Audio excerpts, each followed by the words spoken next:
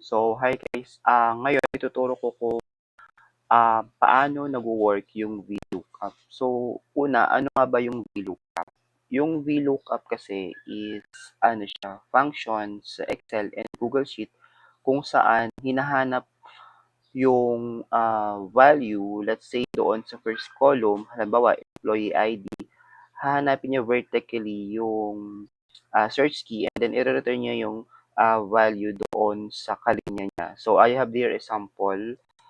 Ito, um, mayroon akong table dito ng employee ID, name, department, salary. So, ang vertical lookup is nag-work. Hanapin niya halimbawa dito yung employee 001 and then i-return niya yung corresponding na sa linya na.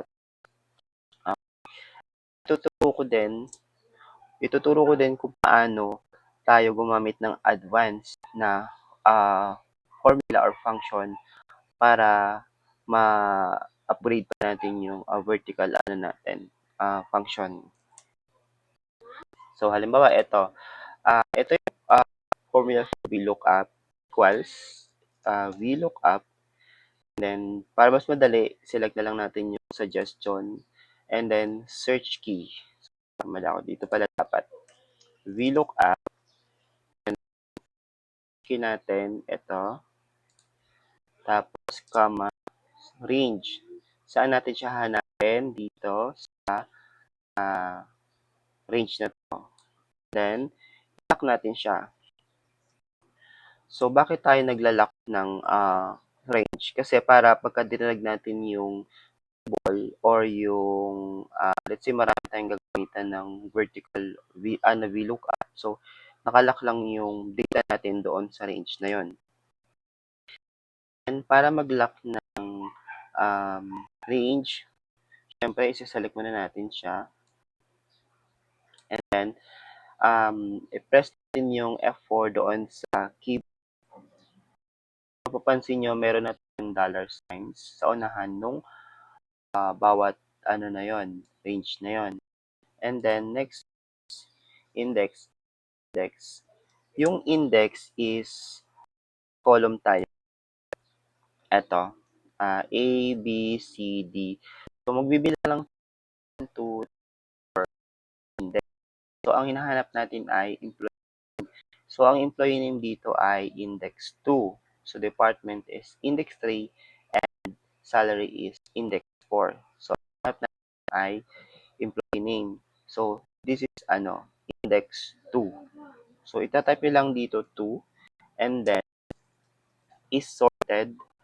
Lalagyan natin dito is false, tapos for exact match, tapos i-close mo na siya. So, NA pa siya kasi wala tayong hinahanap or empty yung ating search key. So, magta-type tayo EMP001. So, yun, nag-return na yung kung anong hinahanap natin.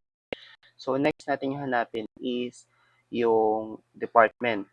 So, kakopy na lang natin to. Tapos, i-paste natin. Tapos, papalitan lang natin ngayon yung index number. So, ang department is 1, 2, 3. So, papalitan mo lang siya ng 3. And then, yung salary naman is 4. Ganun. Kaka-paste mo lang siya. Papalitan mo siya ng 4. Okay. So, kung mag-search tayo ng another employee, so let's say from 001 maging 002, siya accordingly. So, yun yung kagandahan ng VLOOKUP function. So, kaysa mag-search tayo manually ng mga data doon sa table, gagamit na lang tayo ng VLOOKUP para mabilis nating mahanap yung value noong search key na yon. So, ngayon naman is ituturo ko kung paano ng advanced formula. So, what I mean advanced is hindi na tayo magmamanual ng enter ng another formula for searching another, let's say, 'di ba, employee name, tapos department, tapos salary. So, gagamit na lang tayo ng isang formula doon sa name para ma-search niya yung another data. Let's say, doon na lang tayo magta-type ng formula sa employee name. So, ito siya. So, di ba, iturahin ko na lang, ayan. Tapos, i-edit itong function na to.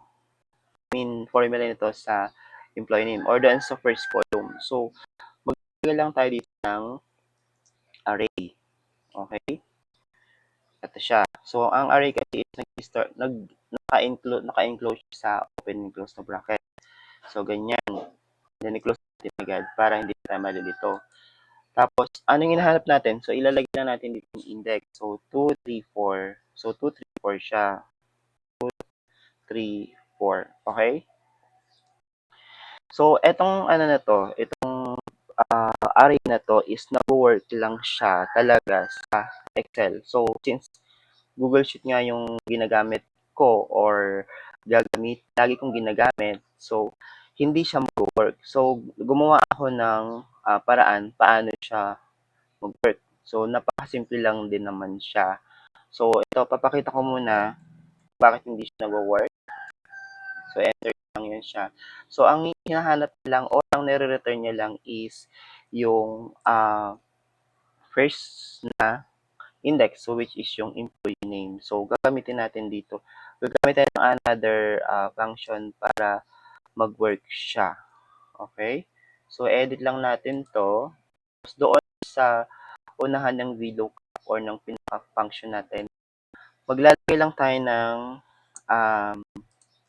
another function. So, i-pwesto nyo yung cursor doon sa unahan ng VLOOKUP and mag-leave lang tayo ng isang space, then break tayo ng konti, isang space lang, and then itatype lang natin yung array formula.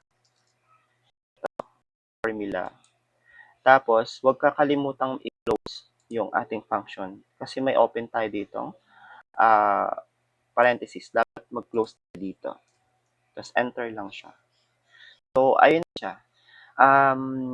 Hindi na tayo nag-enter dito ng another VLOOKUP na formula sa department tsaka sa salary kasi ito na yung gumawa yung sa array formula natin na VLOOKUP. Okay? So, next thing is, di ba usually ang VLOOKUP, ang ginagawa lang niya is binabasa niya from left to right. So, wala tayong way para mabasa niya or gusto natin makuha, halimbawa, unahin natin yung salary, next yung department, and next yung name.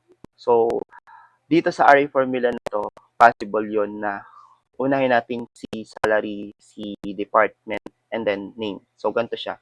Babalik rin nyo lang yung index dito sa taas. Ayan. Halimbawa,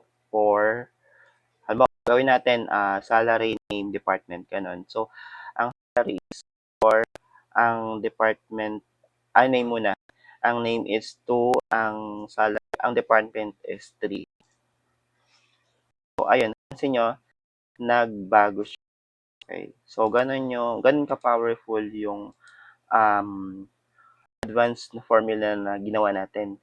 Kumbaga, yung normal na VLOOKUP is ito lang magagawa niya and then ginawa natin ng another technique para maging or makapag-search siya ng another tawag dito data.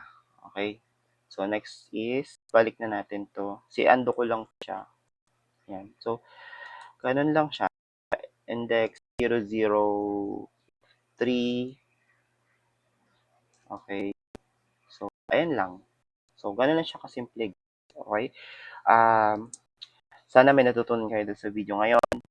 And kung meron is, please follow my YouTube channel. And then, para ma-notify kayo kapag may mga bago akong uploads regarding sa Google Sheet tutorial. So, yun lang and see you on the next one.